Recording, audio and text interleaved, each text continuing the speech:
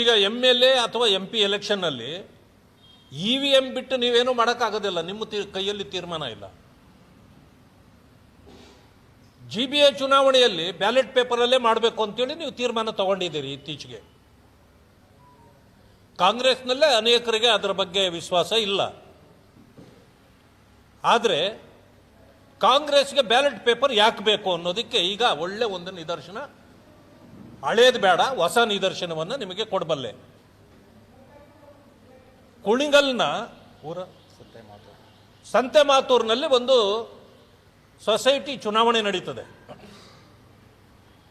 ಅಧಿಕಾರಿ ಯಾವ ರೀತಿ ಮಾಡ್ತಾರೆ ಅಂತಂದ್ರೆ, ಜನ ಬಂದು ಓಟೇ ಹಾಕೋದಿಲ್ಲ. ಬ್ಯಾಲೆಟ್ ಪೇಪರಲ್ಲಿ ಅವ್ರ ಓಟನ್ನು ಹೊರಗಡೆನೆ ಕುಳಿತು ಓಟ್ ಮಾಡಿಬಿಟ್ಟು ಆ ಬಂಡಲನ್ನು ತಂದು ಆ ಡಬ್ಬಕ್ಕೆ ಸೇರಿಸ್ತಾ ಇರ್ತಕ್ಕಂಥ ಸಮಯದಲ್ಲಿ ಸಿಕ್ಕಾಕೊಂಡಿದ್ದಾನೆ. ನಮ್ಮ ಪಕ್ಷದ ಏಜೆಂಟ್ ಯಾರಾಗಿದ್ರೋ ಆ ಏಜೆಂಟು ಹೋಗಿ ಅವನನ್ನು ಹಿಡ್ಕೊಂಡು ಬಿಟ್ಟಿದ್ದಾನೆ.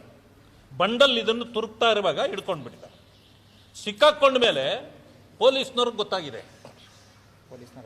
ಪೊಲೀಸ್ನವ್ರು ಬಂದು ಆಫೀಸರನ್ನ ಎಸ್ಕೇಪ್ ಮಾಡಿದ್ದಾರೆ. ವಿಡಿಯೋ ಎಲ್ಲ ಇದೆ. ಅವನು ಮೆತ್ತಗೆ ಅಲ್ಲಿಂದ ಕಾಲ್ ಕಿತ್ತು ಹೊರಗಡೆ ಹೋಗ್ತಾ ಇದ್ದಾನೆ.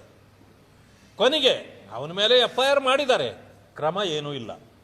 ಆದರೆ ಯಾರು ಹಿಡ್ಕೊಟ್ಟಲ್ಲ ಅವ ಆಫೀಸರ್ನ ಹೊಡೆದಿದ್ದಾನೆ ಅಂತೇಳಿ FIR. ಇನ್ನು ಯಾರ್ಯಾರು ಅದರಲ್ಲಿ ಶಾಮೀಲಾಗಿದ್ದಾರೆ ಯಾರಿಗೂ ಏನೂ ತೊಂದರೆ ಇಲ್ಲ. ಯಾರು ಹೇಳಿದ್ರು ಅವರ ವಿರುದ್ಧವಾಗಿ ಪೊಲೀಸ್ನವರು ಕೇಸುಗಳಾಗ್ತಾ ಇದ್ದಾರೆ. ಇದೇನು ಮುನ್ನಾರ? ಇದು ಕಾಂಗ್ರೆಸ್ಗೆ ಬೇಕಾಗಿರ್ತಕ್ಕಂಥದ್ದು ಬ್ಯಾಲೆಟ್ ಪೇಪರ್. ಯಾಕೆ ಅಂದರೆ ಈ ರೀತಿ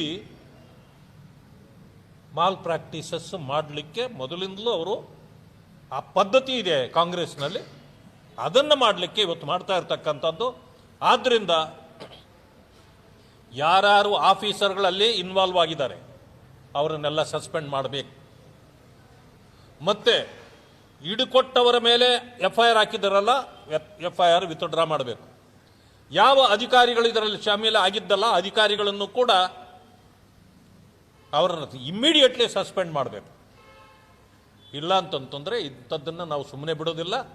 ನಿಮ್ಮ ಬ್ಯಾಲೆಟ್ ಪೇಪರು ಮಾಡಬೇಕು ಅಂತಕ್ಕಂಥ ನಿಮ್ಮ ತೀರ್ಮಾನಕ್ಕೆ ಇದು ಕುಣಿಗಲ್ನ ಘಟನೆ ನಿಮ್ಮ ಮುಖಕ್ಕೆ ಹಿಡಿದ ಕನ್ನಡಿ.